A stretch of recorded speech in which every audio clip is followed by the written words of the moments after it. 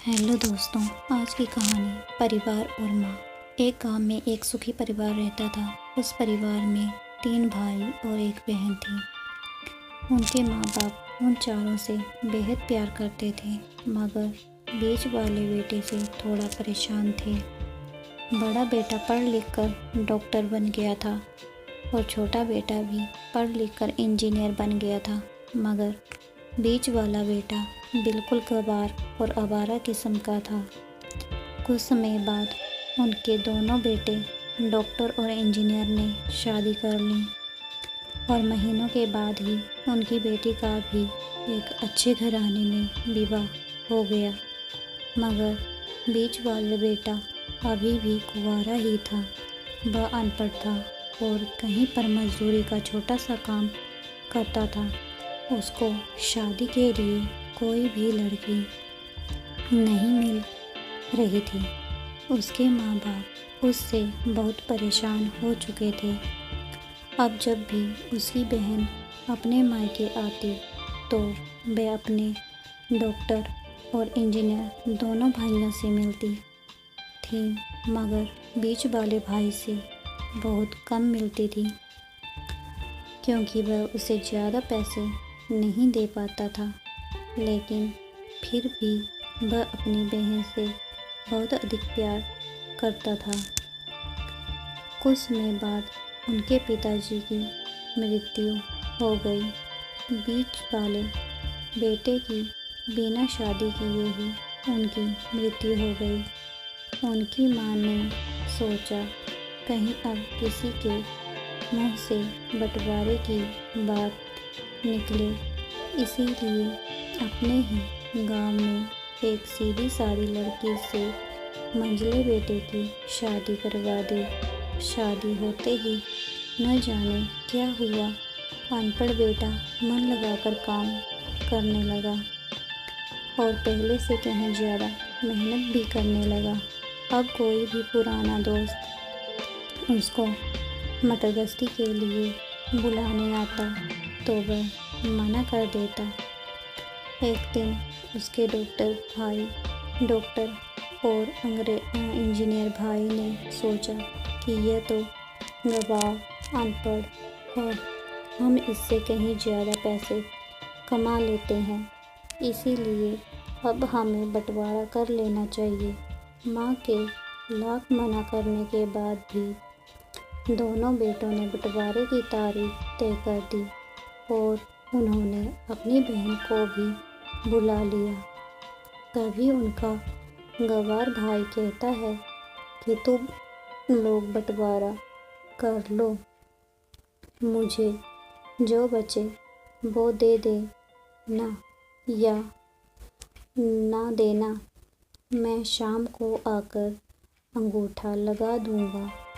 तभी उसकी बहन कहती है, अरे बेवकूफ़, तू तो हमेशा बेवकूफ़ ही रहेगा। ज़मीन का हिस्सा तो आमने सामने बैठकर होता है। और उसकी माँ भी उसे काम पर जाने से रोकती हैं।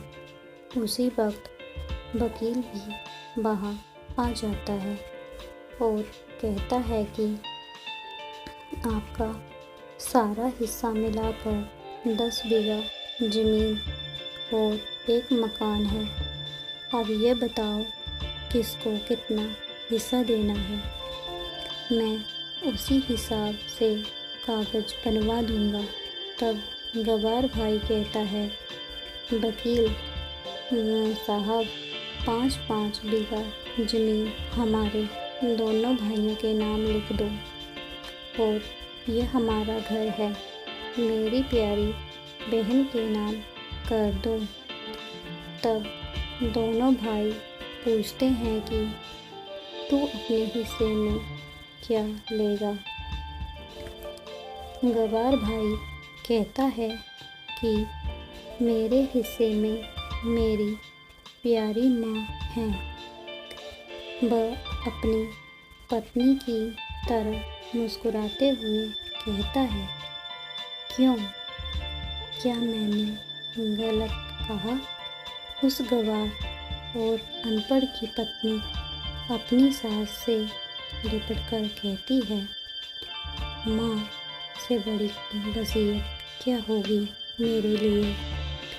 उसी वक्त उसका गवार पति भी अपनी माँ से लिपट जाता है, मगर बेटे और बहू के प्यार ने जमीन जायदाद के बंटवारे को एक सन्नाटे में बदल दिया। तभी बहन अपने गवार भाई के गले लगकर लिपटकर रोते हुए कहती है कि माफ़ कर दो भैया, मैं आपको सम्मान नहीं दे सकी। तभी उसका भाई कहता है, मेरी प्यारी बहन, इस घर में जितना अधिकार हमारा है उतना ही तुम्हारा भी है। और रही बात बंटवारे की, तो बंटवारा नहीं करने से जीवन खत्म तो नहीं हो जाएगा। क्यों करते हैं हम बंटवारा?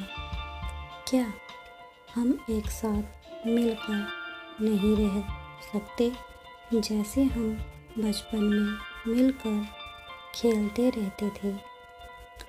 एक साथ मिलकर रहने को ही तो परिवार कहते हैं। एक अच्छा परिवार और उसके परिवार को संभालती है एक माँ। तभी उसके दोनों भाई भी बहुत शर्मिंदा होते हैं और वह बंटवारे के सभी कागज फाड़ कर फेंक देते हैं। और उस दिन के बाद से उनका पूरा परिवार खुशी खुशी एक साथ रहने लगता है।